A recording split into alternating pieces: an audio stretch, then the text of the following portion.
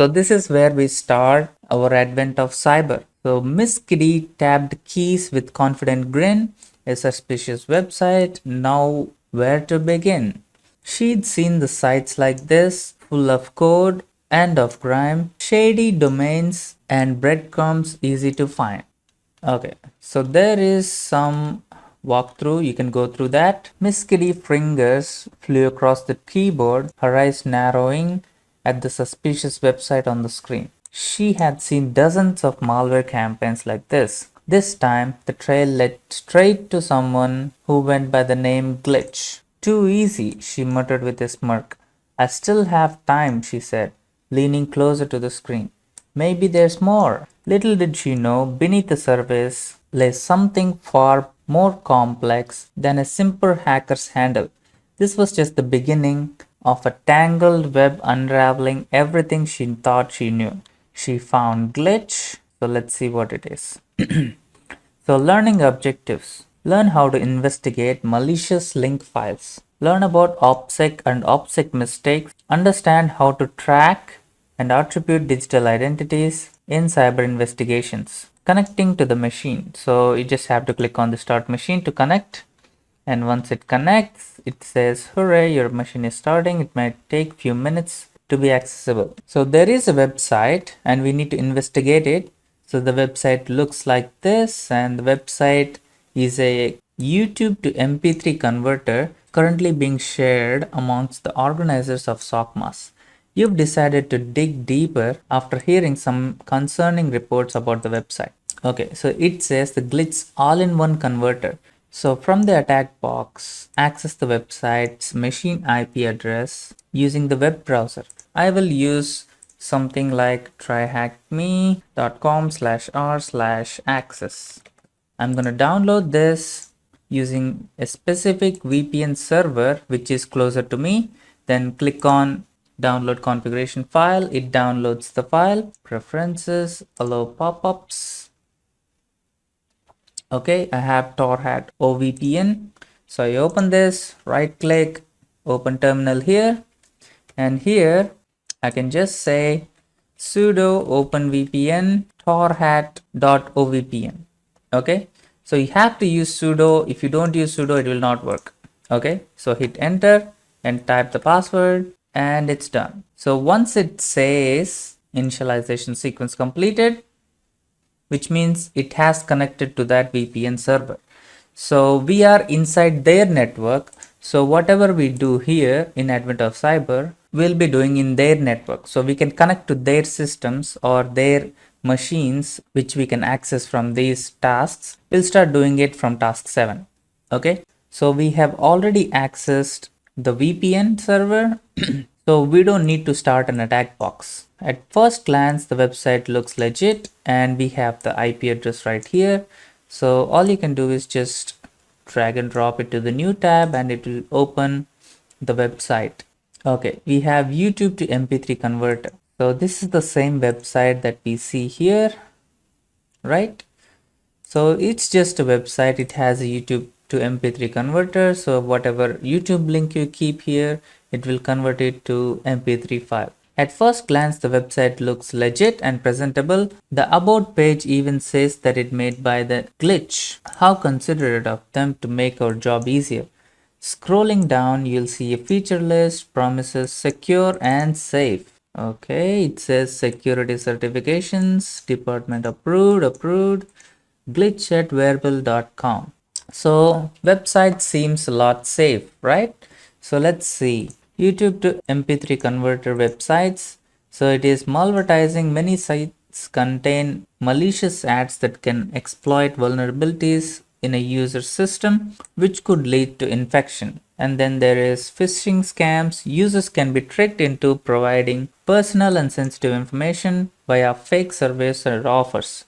So bundled malware. So sometimes some converts may come with a malware tricking users into unknowingly running it. So basically, if you just download some file that you don't know, and if you double click on the file, some malicious script will run in the background that causing so many bad things to the system. Okay, so that's bundled malware. So what nefarious thing does this website have stored for us? So let's see. And we have a YouTube link, so we can use the same YouTube link right here. But before that, I want everyone to get rickrolled.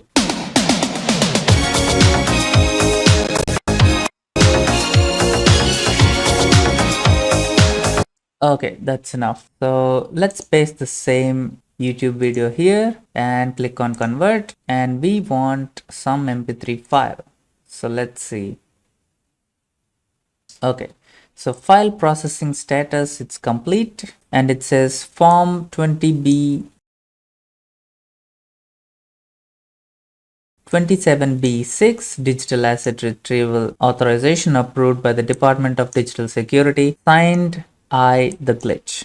Okay, it says super secured and it also been approved, so it must be super safe. So let's click on this download file, and it is downloading right here. So we can open this file right here. You can open terminal here, or you can directly open terminal somewhere else like this. I like to use Terminator, so I can say downloads, and here is that download.zip file.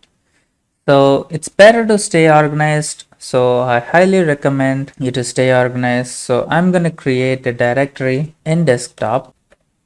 Okay, it has only one directory, so I'm going to create one more directory saying AOC Advent of Cyber and cd desktop/AOC, and I have nothing here. So I'm going to create one more directory. I'm going to name it as 1. So this is the first task, right? So I'm going to cd into that. Next, I'm going to paste that file right here.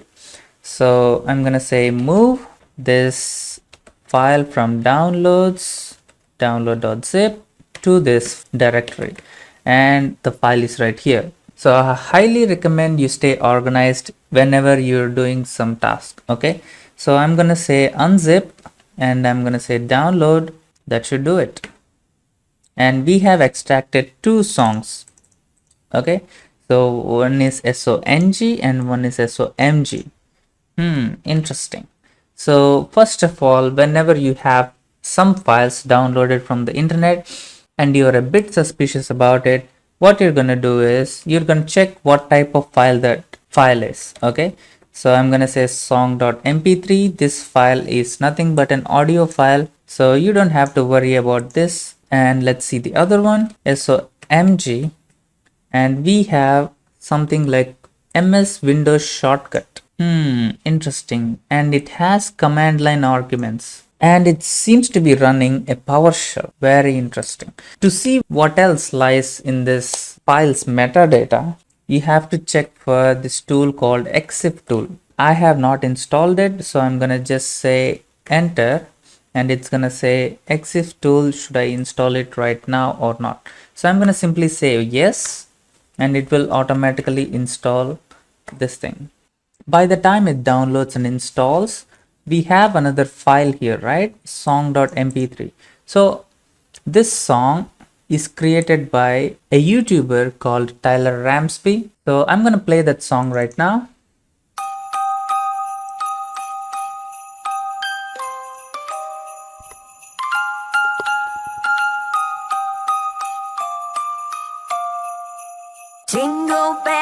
Jingle bells in the dead of night. Oh, what fear it is to hide from the things that start with might. Jingle bells in the haunted night. Oh, what dread it is to roam through the darkness filled with fright.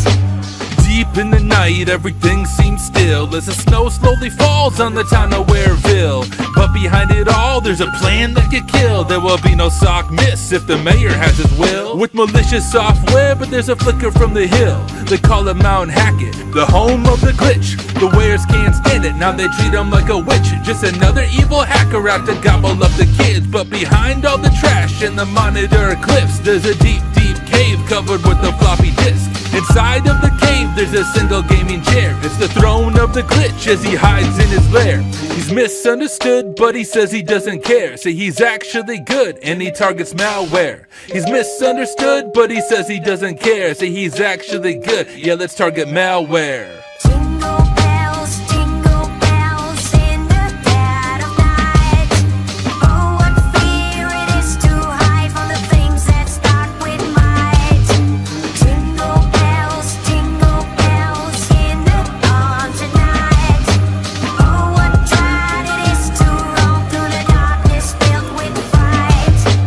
Back in the town, preparations begin.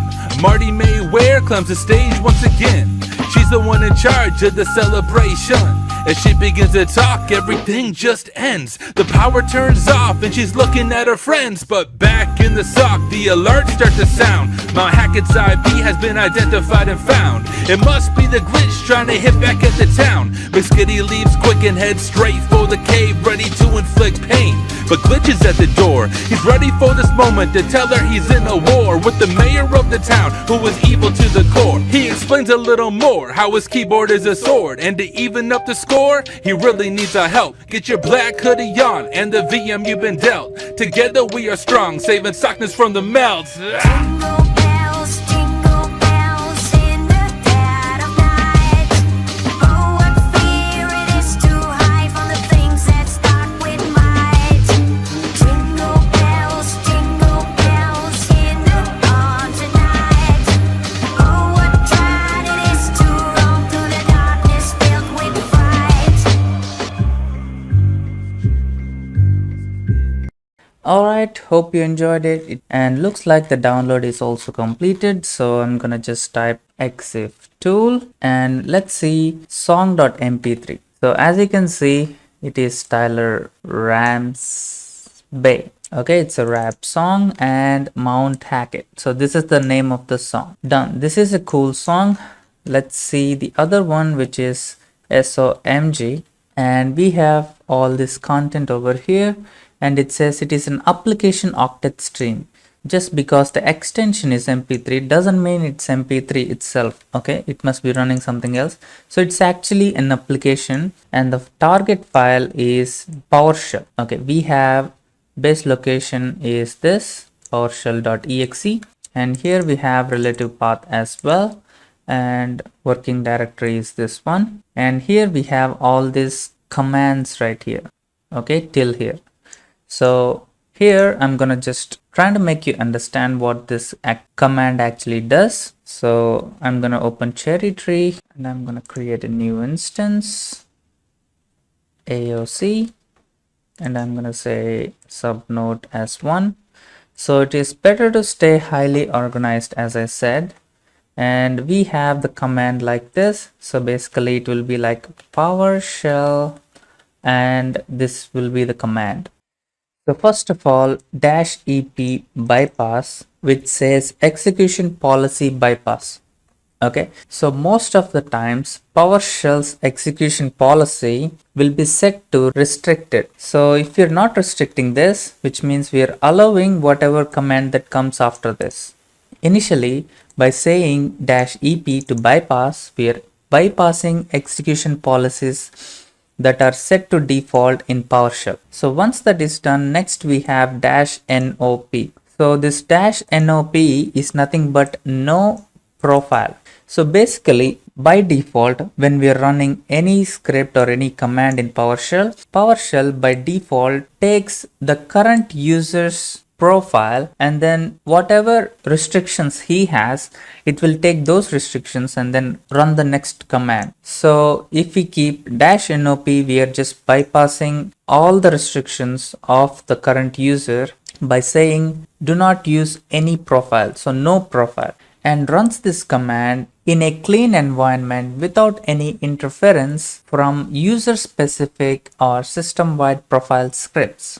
Okay, so next -c is short for -command. So basically you can also keep something like -command instead of -c, which tells the PowerShell that whatever I'm giving next in the following string must be run as a script. Okay, so I have given double quotes here, which means I'm giving a string in this command, but this string should be run as a script. So I'm gonna save this right in AOC. Inside this command we have new object net.webClient. So basically we are acting like a client and we want something from the server. So we want to execute some function called download a file.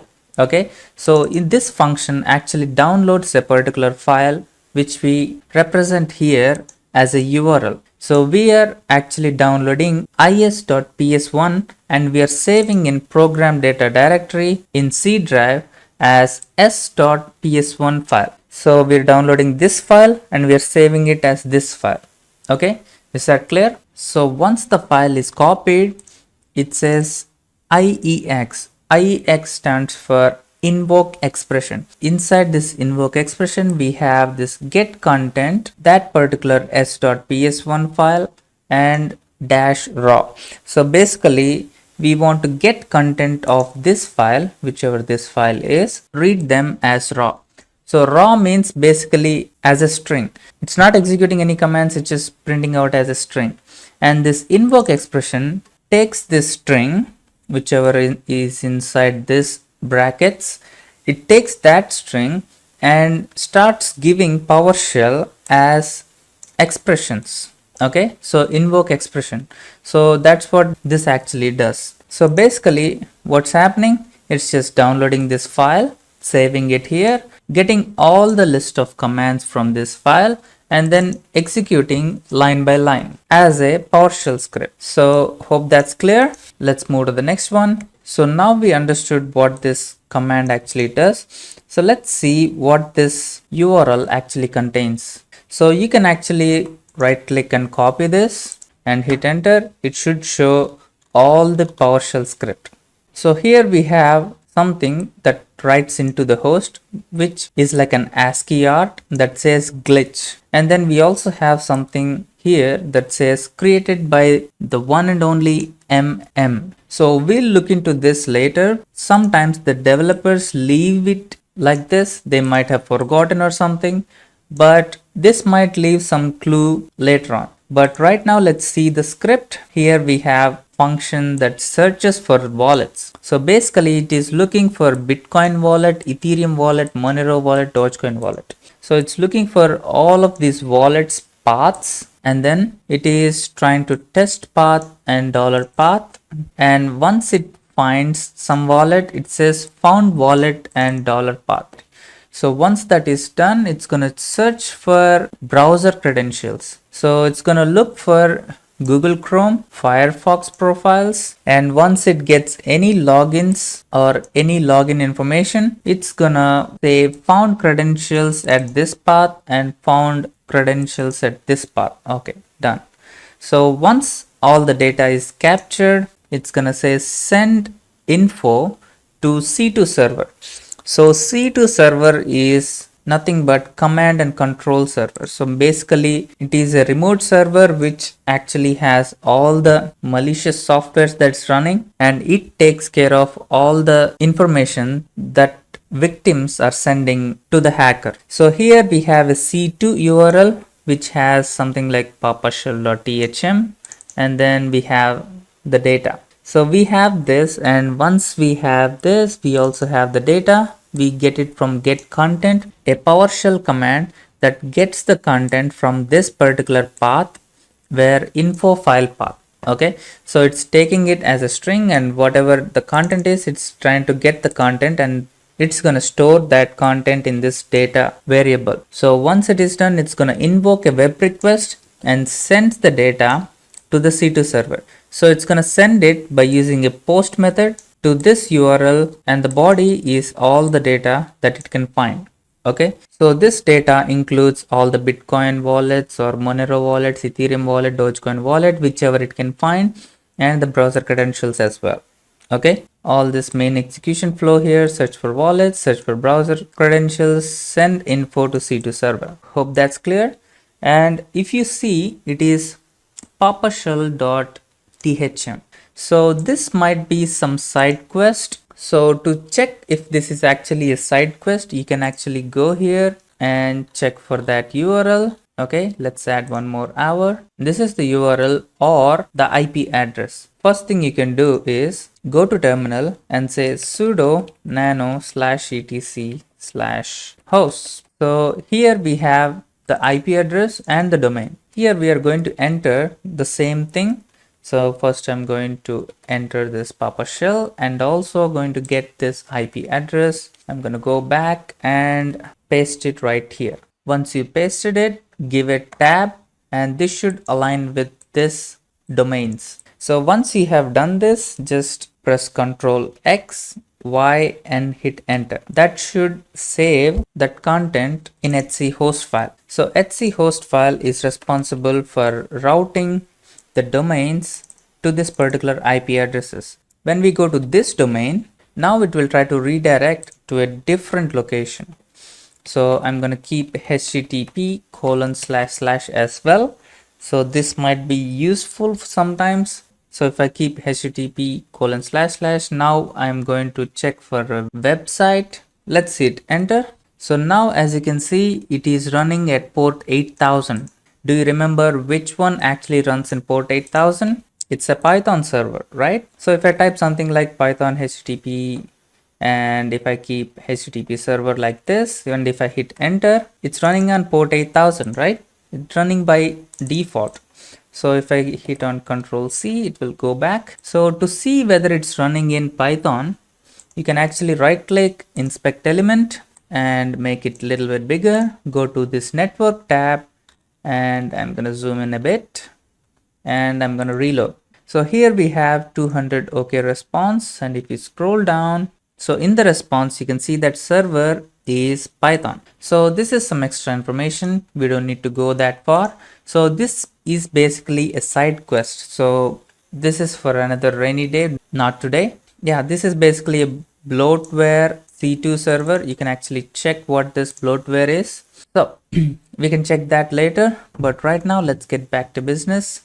And here we have something else called created by one and only So you can check this in Google like this, or you can also check from the GitHub. Okay, we don't have GitHub here, but we have it right here. Where will try hack me. This is actually the content of this user. So what you can do is you can go to github.com. Okay, it's taking a long time. So if you cannot find this right here, so what you can do is you can use something called Google Docs. So here I'm going to say that I want exact match of this string by keeping a double quotes.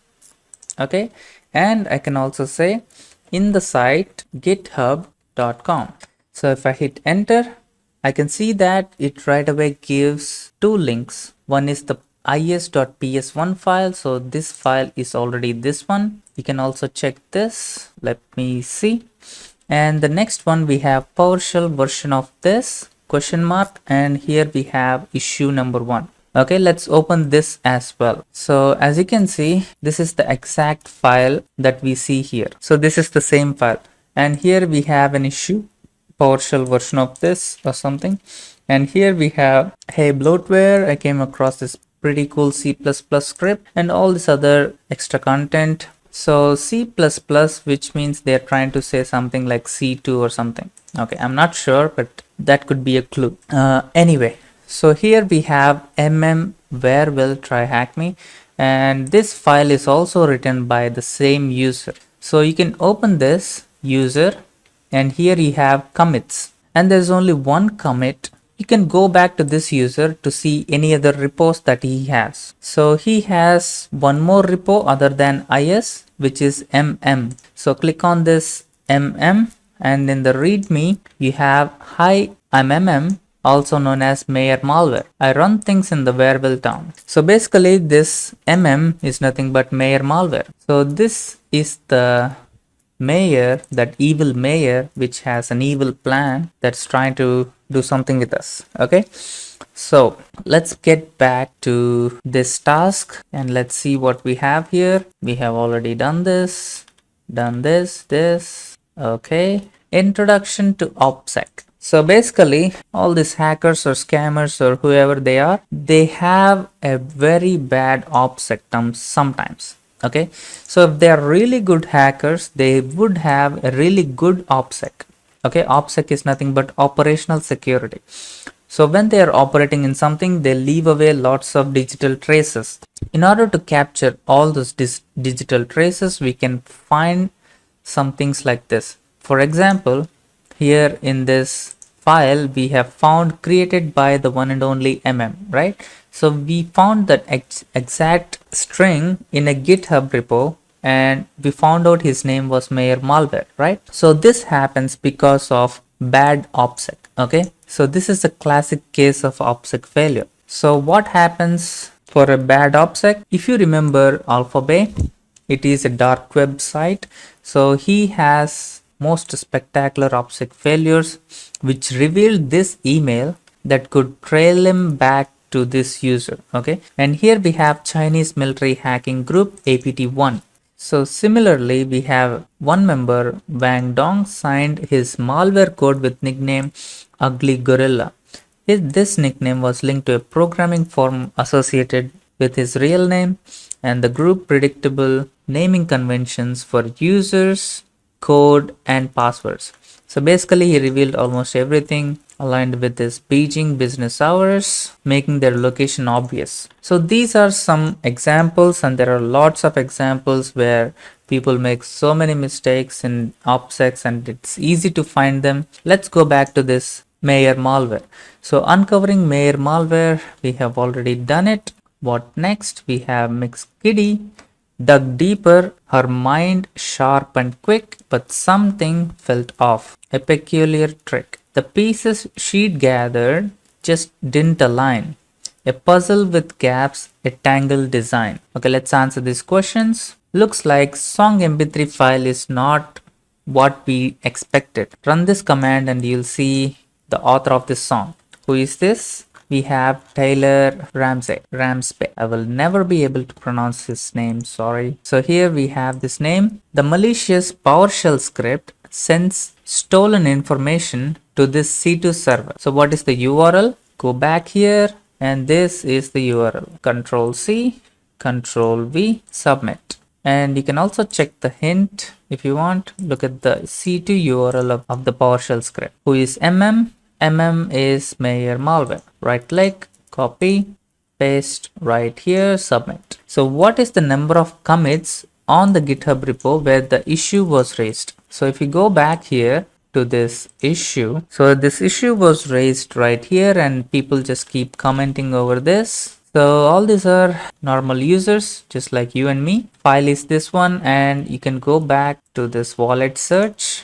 And here you can see the number of commits. Okay, I just zoomed out a bit and here I can see one commit. Okay, so if you go back here as well to this user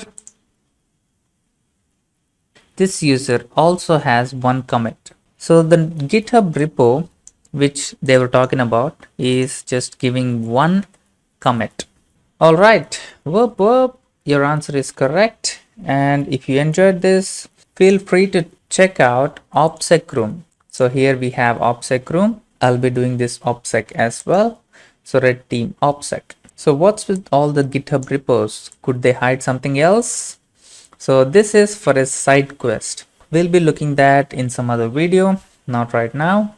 So we have completed this task and hope you enjoyed this one. I know it's a lengthy one, but if you take down the steps and you'll be able to understand them pretty easily. So I'm going to end this video right here and I'll see you guys in the next one. Peace.